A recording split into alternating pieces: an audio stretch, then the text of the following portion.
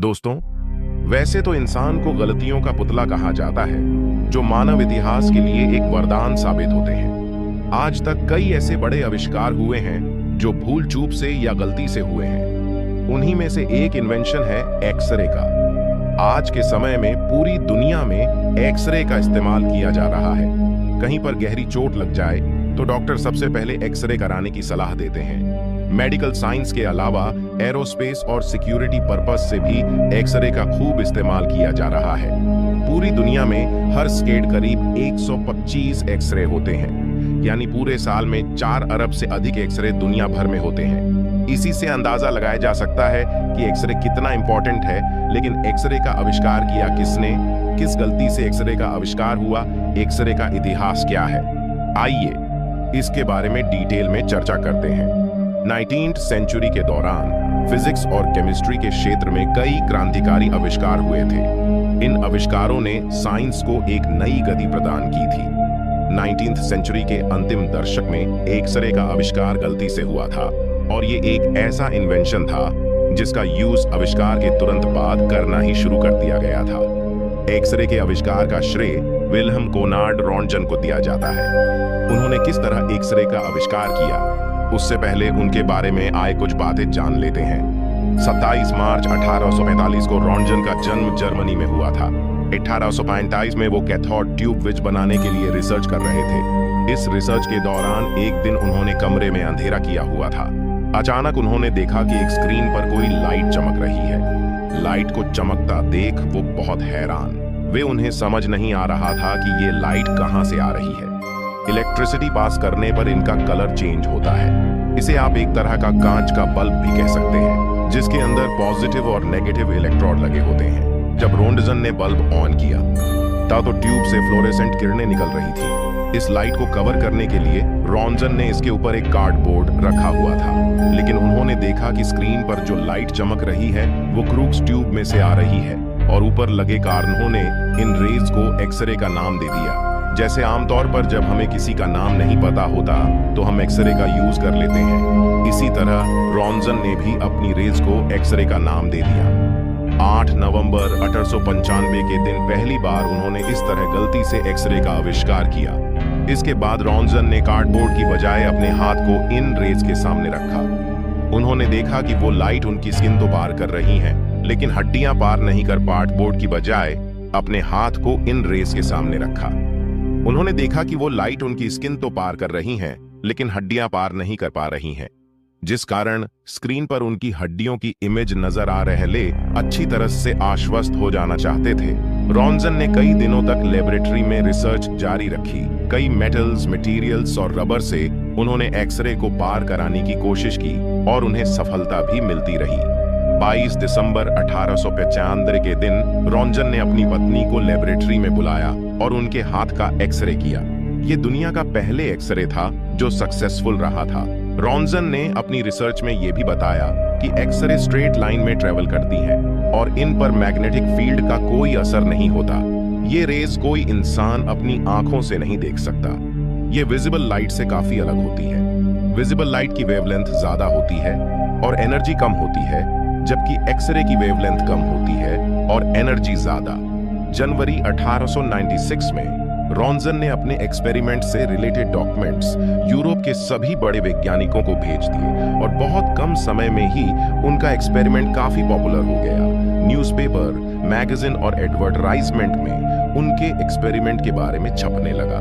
Europe और America में x ray machines के बूथ जगह जगह लगाए जाने लगे।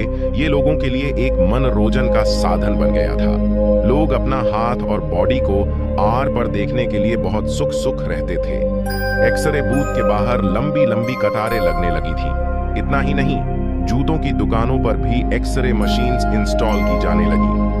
लोग पहले अपने पैर का एक्सरे खरीदते थे और फिर जुदा पहनते थे।